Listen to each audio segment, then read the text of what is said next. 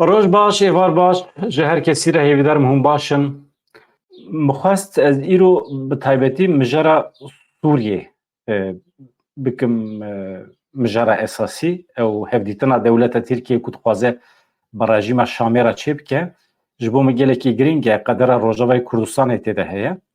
Îja min bala xwe dayê li başûrê Kurdistanê êrişên dewleta Tirkiye zêde dibin bi qasê 3000 tank wesayetên zirxî birine xistine başûrê Kurdistanê rêya kontrol dikin davêjin ser gundan gundiyan tehdît dikin min got ez ê vê mijarê jî îro binirxînim min telefonê çend mîvanan kir ya rastî paşê me got em hinek bixwe binirxînin. İja hem di derheqê mesela tekiliyên dewleta Tirkiye û rejîma Şamê re nûçeyê me hene me analîzek berhev kiriye û hem jî di derbarê proje amadekariyên dewleta Tirkiyeyên ji bo dagirkirina başûrê Kurdistanê de. Yani dewleta Tirk li başûrê Kurdistanê li pê çi ye? Çima gundiyan tehdît dike, gundan dide valakirin? Dewleta Iraqê li wê derê çi karî dike? Çima nerazîbûn tunene ji nava dewleta Iraqê? Başûrê Kurdistanê rêveberiya başûrê Kurdistanê niha çi karî dike? Çawa mümkün e rê bide artêşa Tirk û were wê derê heremê dagir bike? Êdî em tev dibînin ku mesele êdî ne tenê hêzên gerîlayê jî. Ev hemî pirsin, pirsgirêkin di serê me de ber bi êvarê jî min dît daxuyaniya Murad Karayılan ketiye ajansan. Di nava daxuyaniyê de hin xalên pir giring hene. Qismek ji daxuyaniya wî ku we eleqedar dike netewa Kurd eleqedar dike. Min derxistiye pêş ez ê bi we re parve bikim. Ev in meselê me. Wekî din jî tabî 3 ton û nîv nûçeyê din hene. Li bendê bin îro germ me. Pereyê Tirk dîsa qîmet wenda kir. Dolarê Amerîkî li hember lîreyê Tirk rekoreke nû bi dest xist gihîşt 33.4. Li bazarê her dolareke Amerîkî gihîştiye 33.04. Euro jî bûye 35.24 lîreyên Tirk. Di dîrokê de cara yekem e dolarê Amerîkî li hember perê Tirk ew qas qîmet bi dest dixe yan jî berovajî jî hûn dikarin bibînin. Perê Tirk cara yekem e li hember perê biyanî ew qas qîmet wenda dike di vê derecê de. Di vê naberê de xeberekî zamê jî hat elektrîka li Tirkiye ji 38 biha bîye. Yani zam li elektrîkê kirine wê yekê tîrmehê piştî 2 rojê din wê bikeve meriyetê. Gelê me yê Bakurê Kurdistanê ne mecbûrin li gorî dewleta Tirkiye bijîn, ne mecbûrin li gorî zama wan bijîn bikevin nava krîzên aborî dikarin ji xwe re aboriyekî alternatîf ava bikin. Li Berlînê konvoya Tirkan bû sedema mirina Kurdekî 26 Hezîranê piştî ku tîma netewîya Tirkiye li Çekê bi ser ket Tirkiyên li Berlînê konvoyeke pîrozbahiyê li berxistin. Di dema derbasbûna konvoyê de otomobîlek ku bi lezekê zêde dajot li welatiyê Kurd ê bi navê Saîd Te qelibî. Saîd Te 67 salî bû li ciyê ciyên jiyana xwe ji desta gomanbarê 26 salî jî ê Tirk bi otomobîlekê din ji ciyê bûyerê xwest bireve lê piştî saetekî din hat bi xwe teslîmê polîsan bû. Piştî lêpirsînê polîsên Alman ew kesên gomanbar yan kesên qatil serbest berdan. Komîteya Parastina Rojnamevanan CPJ xwest Silêman Ehmed were berdan. Silêman Ehmed li gel malpera Rojnûsê weke edîtorê beşa erebî kar dike. Ev bûye 8 meh jaliyê hêzên Herêma Kurdistanê ve hatiye binçavkirin. Sûçê sîxuriyê lêbarkirine. Biryar ew e ku 3 Hezîranê yani piştî 2 rojê din li dadgeha tawanan a Duhokê were darizandin. Rojnamevanê Kurdê Efrînî 25 Cotmê Haborî hatibû girtin dema ku ji Rojavayê Kurdistanê vedgeriya Silêmaniyê ji ber ku li wê derê dixebitî. Tam li ser rêya Sêmalka li ser sînor hat binçavkirin ji wê devê ve tenê carek 2 caran parêzerî wî çû serdanê bi qasî demekî pir dirêj destûr nedan ne malbat ne parêzer biçin wî bibînin sûçê wî sîxuriye. Sîxuriya çi ye? Ê tu bi PKK re dixebitî. Ya Rojnûsê de dixebitim arkadaş ya. Li başûrê Kurdistanê ji kengê ve xebata bi PKK re biye sûç. Carlos Martinez de la Serna koordinatörü CPJ'ye li New York'e got tewanbarkirina Süleyman Ahmed bi Sîxuriyê her wiha girtina wî ya bi mehan li dijî azadiya rojnamegeriyê ye divê desthilatdarên Kurdistanê demil dest Süleyman Ahmed azad bikin hemû suçên li ser wî jî rakin. Ka bajarê Kurdistanê fabrîqe heye. Ha li kîjan tabii ki Serhat Arat kîjan bajarê fabrîqe heye. Tune ji bo wî dibêjim jiyanekî alternatîf merûv ava bike. Aborî yani ekonomiyekî alternatîf ava bike. Vaya bi salan ez dibêjim ha 10-15 sal ez dibêjim. Merûv pişta xwe bi dewleta Tirkiye girê nede, bawerî bi wan neyde. Jiyanekî alternatîf merûv bi xwe fabrîqeyan veke, çawa vetkî veke ama wextê tu dixwazî xweser bî veke. İşkerema xwe li ser ekranê bimînin, li cem me bimînin ji ber ku qara îlan jî heye ez pir dixwazim di nava heyecanê de me ku bikarim bi were analîz bikim. Serokê Tirkiye îro înye eşkere kir ku ew dûr nabîne ku hevdîtinekî bi Serokê Sûriye Beşar Esad re çêbike. Hema cara yekê me Tayyip Erdoğan tiştê ku sad dibêje ne? Qasî ku tê bîra we jî. Esad jî roja çarşemê ra gihandibû ku Şam ji hemî înisiyatîfên ser zindîkirina tekîlê navbera Sûriye û Tirkiye re vekiriye. Alexander Lavrentiev şandeyê taybet yê Serokê Rusya Vladimir Putin bû beriya çend rojan çû serdana Esad.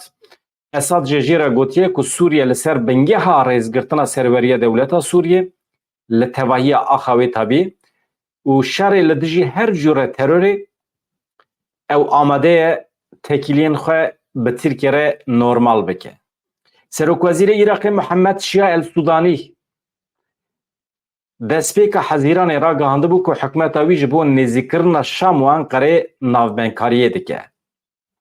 Rêveberê navenda Kurdî ya Lêkolîna Newaf Xelîl dibêje tevî hevdîtinê navbera Şam û Enqereyê di vê demê de derfet îmkanê lihevkirina herdualiyan tune ye. Wekî din çi dibêje Sûriye dixwaze Tirkiye ji herêmên dagirkirî derkeve lê ew ê kengê çawa derkeve çarenîsa komên çekdar wê çi bibe ev mijareke nakok e zû bi zû çareserî li ser va mijara çênabe dibêje Newaf Xelîl.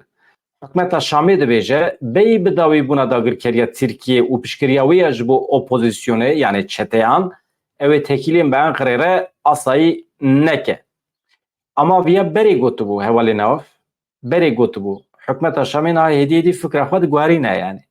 Ha Rusya zorê li Şamê dike divê tekîlê xwe çêbike ji we re dibêjim. Ha di berdêla vê hewldanê de Rusya ji Tirkiye çi bi dest dixe ew meselê ye li ser wî kûr bibin.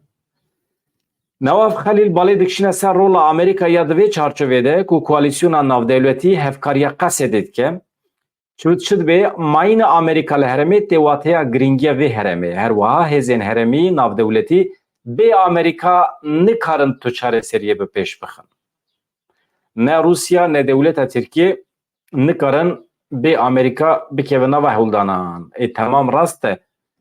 Ya Amerîka bibêje li hev werin heta ez jî li hev tên bi Esad re wê çawa be ew jî meselekî ye. Siyasetmedara Sûriye Merah Buqayî dibêje bersiva vê pirsa me dide rejîma Sûriye şert û mercên Tirkiye ji bo şerê Qesedê napejirîne. Rengekî ji diyalogê di navbera Rêveberiya Xweser û hikûmeta Şamê de heye ev tişt jî zehmet e veguhere şerekî rast ji bo razîkirina Tirkiye. Di navbera Şam û Enqerê de lehvatinekî wê çêbe Sûriye li gorî vê lehvatinê dibe ku vekişîna Tirkiye yekser nexwaze lê ev mijar wê bibe cihê danûstandina.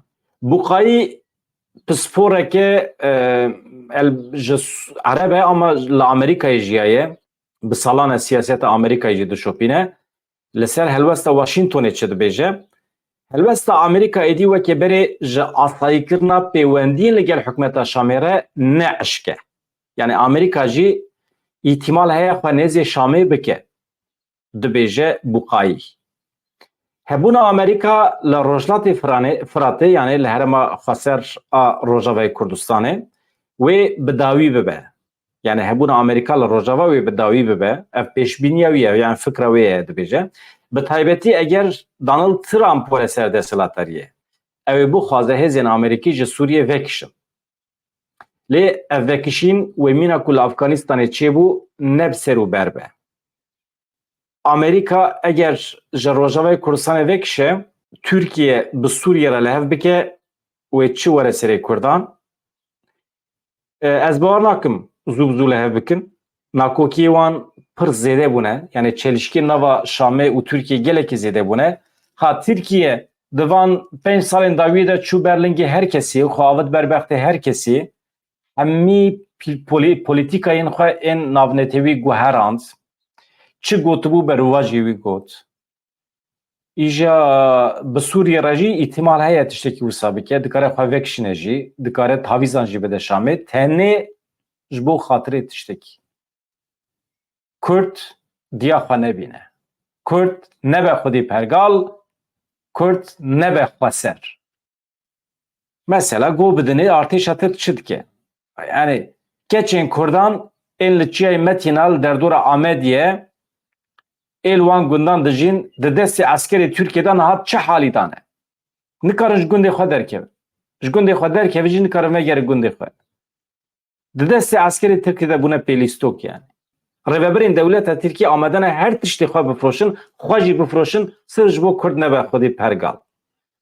Piştî ku artêşa Tirkiye dagirker dergelê Mîsa Begî yê li quntarê çiyayê Metîna ê girêdayî bajarokê Kanîmasî bi darê zorê welatî ji gundê wan derxist, gund vala kir. Rêxistina CPT'yê Amerîkê eşkere kir ku artêşa Tirk doh danê sibê ji aliyê gundê Kanî belavê ve çû nava gundê dergelê Mîsa Begî ku dikeve quntarê çiyayê Metînayê yê girêdayî bajarokê Kanîmasî.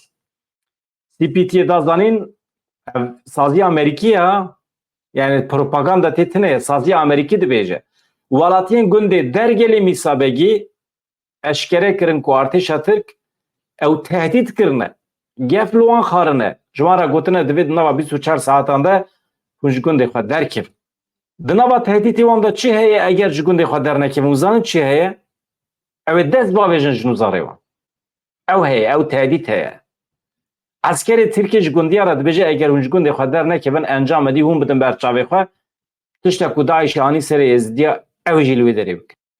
Daeş hatiye, artêşa Tirk hatiye. Çi firq dike? Sedem çi dibe bila bibe? Daişî bi armancekî din hatibû. Wê demê here rabe bêje ama Daeş hat bi armancekî hat. Ne ji bo me. Dewleta Tirk hatiye bi armancekî hatiye. Ne ji bo me. Ji bo tiştî wisa dibe? Li ser masê hûn destûr didine. Belkî jî cesarete te tune tu herî şer bikî. Belkî hêza te tune em fehm dikin yani. Tamam. Ama qet nebe li ser masê bibêje em nerazîne.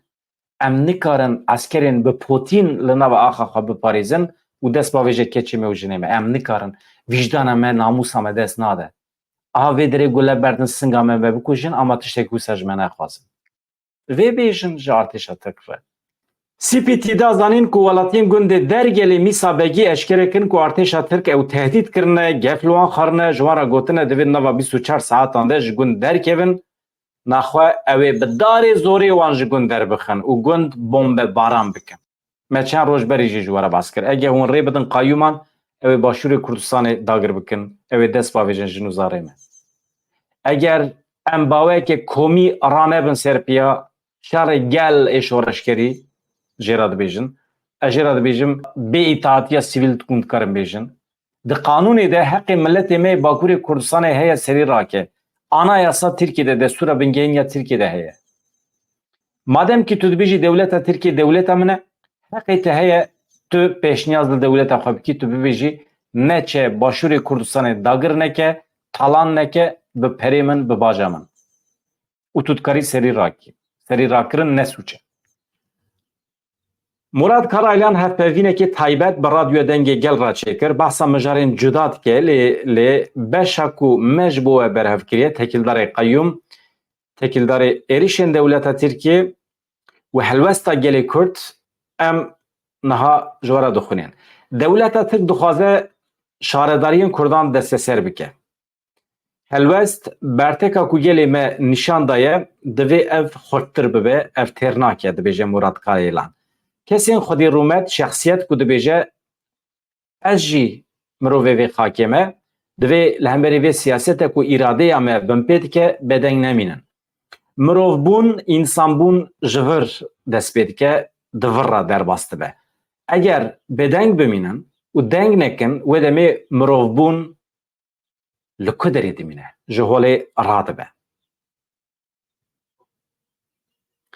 سیاست ترکیه ده اساسی خود سیاست هویتیه دوی چاخی ده هم راد بون هلبجارتن چه دکن هم جی پیشتی هلبجارتن راد بون قیوم داویجن سرشاره داریان سدم آوی سیاست قرقرن یال کردستانیه اف دولت ناخوازه گلی کرد لتو دری به ایراده بنرن لروجاوی کردستانی هلبجارتن خواه جیهی هیه گل لوی دری دخوازه هفشاره دارین خواه هلبجیره لی لوی دری جی لدیجی وی درد کبن قیامت راد کن تهدید کن سبی حتی واره چما جبر کو ناخوازن کرد ببن خود ایراده ما جبر کو لژاپونیا مافی پرورده یا زمان کردی حد داین اف ژاپونیا جی پروتستونه کرنده بیجه ها اف دولت که وهایه تن سیاست انکار و امهای ناکن دخوازن قرقرنه که گشتی لسر کردان فرض بکن وکه لناوا سینورین ترکیه دخوازن لدروی سینورین ترکیه جی کردان تونه بکن دشوات ده جی دولت تک دجمنه هیا کردان دیگه اگر شواتا کو دوان روژن داویده و باکور کردستان دیت بون شهت اگر اف شوات لإسپارتا لکونیا یعنی جی لباجره که دن ای ترکی ببیا گلو دولت ترکی وها نیز بیا ده همان ساعت ده همو عمور آلت هلیکوپتر بالافری خواه بخسته دوره وزیر و ده عین شوی ده بچیانه هرمه مادم که او باکور کردستان وکه پرچه که دولت خود بینن ده بیجه مراد قیریلان دولت ترکی چما نچو باکور کردستانه چما نچو چناره شمرخه جبر کو کرد نه جخوا ده چاوی وانده زیده قیمت کردان تونه جبنی و تونه مشخوا شواتین دارستانان این کردستان او بخوا در ناخن پولیتیکا یا دروتی نتنه لگلی کرد لدیجی خاکا کردستانی جی تکرن لدیجی دارستان کردستانی جی تکرن لدیجی باغ و باغچه کردستانی جی پولیتیکا یا امهای هیه لدیجی هر تشتی کردستانی تپیکانین اف کمکشی قتلیام دبیجه مراد قرایلان تثبیت کیوی دنجی هیه دروج آمده الکتریک نتشتکی جرزیه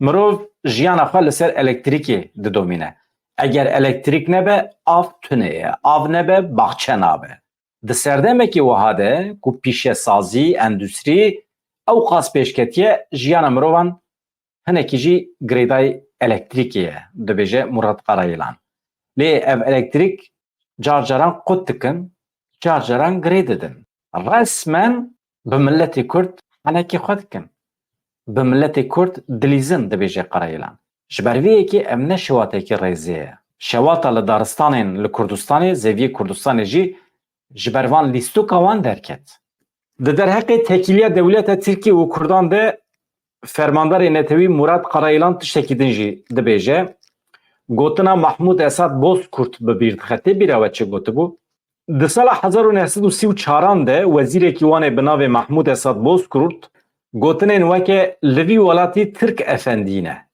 نتوی اندنجی نچارن خدمتا ترکان بکن دبیجه سال در باسبون لی دولت هیجی و سیاست خواه نگوهراندیه گوتو بو لترکیه تنه یک حقی کردان هیه او جی خدمتا جی ترکان را لترکیه حقا جی یک حقی وهیه نه حقی وهیه هم ببن کرد نه حقی وهیه هم زمان خواه پرورده خواه تنه حقی وهیه جی ترکان را خدمتی اوی حتی داوی متکارن سربستی هیه لترکیه سربستی هیه راسته سربستی خدمتش ترکان را مراد قرایلان دبیجه سال در باسبون لی دولت ترکیه هیجی و سیاست خواه نگوهراندیه کیجان سیاست کو کردان جخورت که خدمتکار کیجان سیاست انکار و امها کرن یعنی تونه کرن تمام کردان دبه کو دم بدم بزمانه که نرم